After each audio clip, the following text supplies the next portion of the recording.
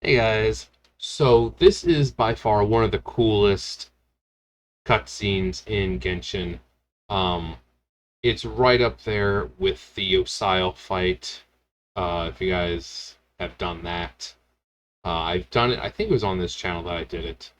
But this is right there with it because this is probably the most defining cutscene that kind of sets everything in place and kind of gives you the idea of what Inazuma is really about. Um, Not from gameplay wise, but more of a story wise. This sets up everything for Baal and all that. This I saw this, I was like, oh my god. So what happens? I'm not going to actually describe what happens, but so there's a quick cutscene, and then she takes us to the Shadow Realm, and we fight her there. You, she's I think it's level 86 she's at. So even if you're 90 and you have the best shit of everything, you're not going to beat her. You can't. You get her down to a certain amount of health, and it just goes to the next part of the cutscene. But you can't beat her. Um, and then the final cutscene plays. But this is what fighting an Archon, a god, is. This is what it's like. We've never had to deal with this. We fight the Fatui, we fight the Treasure Hoarders, we fight the Abyss Mages and Hilly Churls. We but we really haven't. Oh, we fought Osile, and that thing was sealed up by Zhongli, who was able to pick up massive mountains and throw them like spears at this thing. So we are getting to not just a small fragment of what Archon's power is, because we've never fought Venti, we've never fought Zhongli, and if we did, they would utterly destroy us. Even Venti. But anyways, we're gonna watch this and oh, enjoy.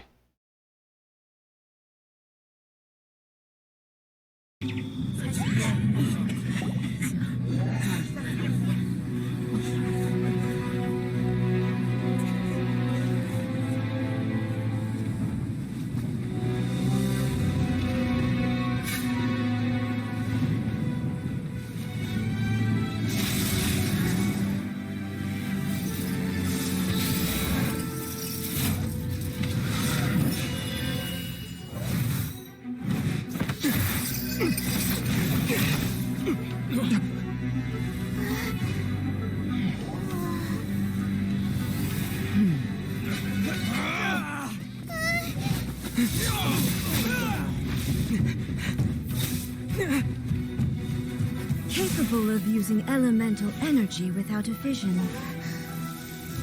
You are an exception, it appears.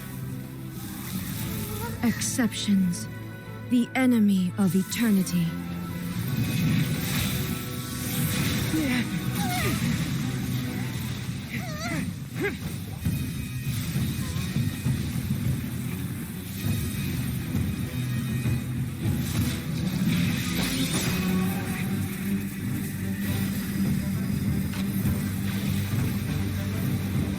You will be inlaid upon this statue.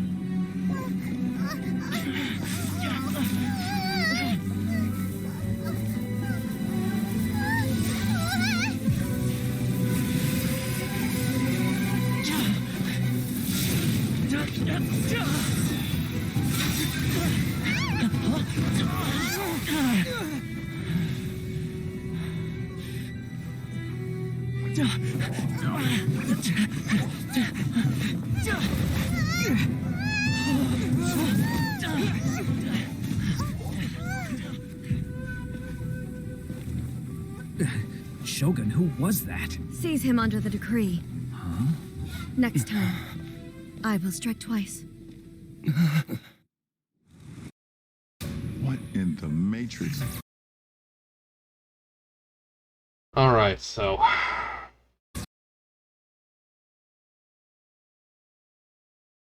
There we go.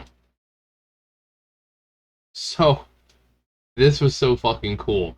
And it's, you know, I love how they, like I said, the Japanese and the inspiration for it, obviously.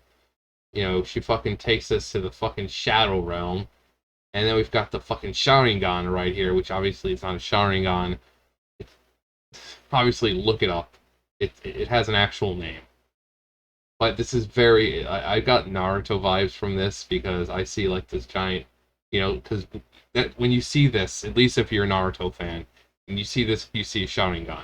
And then you've got, you know, like an infinite, like a Tsukuyomi kind of thing going on, like this illusion. And then you've got the blood moon, like the infinite Tsukuyomi. And it's just, I got major Naruto vibes from this. At first I was like, oh, we're going to the Shadow Realm. But then this fucking Naruto shit happens. And it's like, oh, well. But, oh my god. So, Toma, this is Toma. He's, as you can see, he's a pyro user. He's the one who's been helping us. Not really been helping us, but he's the one who helps us kind of get started in Inazuma. And, he's pretty cool. He's a pretty cool character. He's like, almost like the Inazuman version of, like, Child. His voice is kind of similar. You know, he likes to play jokes, and he's pretty similar to Child. But, he gets captured, and this is what they do with taking the vision. She just takes it. So. And you see how easily, now, when you get into the fight, you're really not doing much damage. Because I think they kind of want to show you the power of an Archon. Because like I said, we never had to actually fight an Archon. Venti and Zhongli are our friends. We've never had to fight a god like this before. Remember the unknown god in the very beginning, in the cinematic? They couldn't even beat her. So there is no way in hell that we'd be able to beat someone like her. Even with Osio. To put it in context, look how when we were fighting Osio, the Overlord of the Vortex, look how badly, you know, we were struggling, you know, in game. You know, you got the Fatui coming in, and Osio just decimating, and we had Zhao with us, we had, you know, the Adepti, and, you know, we had all these, you know, demigods with us, and we still had a hard time. And at the end, after all of it, Signora basically like, yeah, if, you know, Zhongli had to step in to beat him, it would have been too easy. It would have been only too easy for him, because Osio was sealed up by Zhongli in the first place. So Zhongli kind of wanted to test the people of that nation, of the harbor, to see if, you know, he needed to continue being the god of contracts, or if he could just kind of retire. So he's like, yeah, if things got out of hand, I would have stepped in, and it would have been too easy. So we're lucky we haven't had to fight Zhongli or Venti, because even Venti, as childlike and carefree as he is, he would annihilate us. The Golden Apple Archipelago, those islands are there because of him. He yeeted that shit into the ocean. So even Venti would utterly destroy us. And now we have someone who isn't very friendly, who wants to dictate Now remember, visions are given to the people by the gods. So these are visions that essentially she gave to them. And now all of a sudden it's, oh yeah, I want them back. Because visions are a problem. Visions threaten eternity. So you can kind of see how much of a tyrant she is. Um, yeah, so in a fight, we stand no chance against her. Um, we don't. There's no way in hell. You know, I don't want this to be some kind of like fucking World of Warcraft bullshit or some other kind of game bullshit where, oh yeah, we can defeat her, but we're gonna need a special magic item that we're gonna have to farm for fucking months or something. No, no, they are gods. You do not take down the gods. Um, Kratos, am I a joke to you? Um, but it's just, I love that, just how it just all of it, I just love it. See what people are saying. She was so close to making us Hu Tao's client. Uh-huh. It should be like this. Toma saves Traveler. Does anyone know where the music? Paimon was so cute in the cutscene. Baal looks worried. Why does she look worried? Because we threaten her eternity. Because we're the Traveler. We don't have a vision. We can just kind of manipulate the energy around us. And everyone thinks it's weird. But that whole moment where she brings us to the Shadow Realm, that's what I'm calling it, the Shadow Realm. Let's go, Yuki boy. And then, boom, Sharingan. And then she goes all fucking Itachi on us. Except we're not hanging up there like this. And he's not jabbing us with swords. But it's so amazing. Just the god of, you know, the Archon of Inazuma in a world of her making, a blood red moon just radiating. It actually kind of looks like the Malice from Breath of the Wild. It's just, oh my god. She's so cold and calculating, and apparently she is a polearms user, even though she has a fucking sword. So hopefully, two things I hope for Baal when she actually becomes playable, because she is. First off, this around her. She needs to have that around her. Got the Eye of Eternity right here. She needs to have this. That'd be so cool. So fucking badass to see that around her as she's out. Even if it's just part of her, you know, bursts or whatever, having it around her for some extended period of time would be so freaking cool. It makes her look like a god. Second, as you can see, she has a sword, but during the fight, she has a polearm.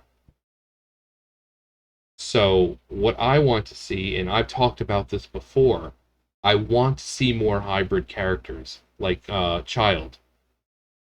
He has a bow, but he can kind of boom, and you know he's got these water blades that he can fight with. I want to see something like that. I want to see her be able to do shit with the depending on what you equip. Have two equipable items, and you know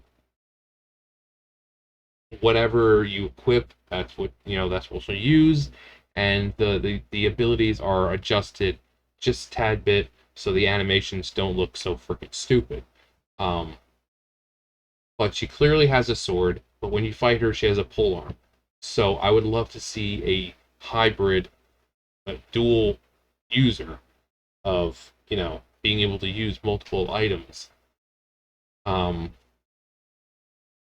think she hope maybe, but I mean that's just two things I hope for because I think being a god has a lot of potential to it, and why should she be limited to only one weapon? I mean, she really doesn't even need a weapon to take us out. She just boom, zap, done. Because it's lightning. It's quick, and the traveler is not going to be able to dodge it. No matter how fast he is, she's faster. Um, but yeah, those two things I would love. Actually, let's get a better shot of it when she. I think when she's coming down.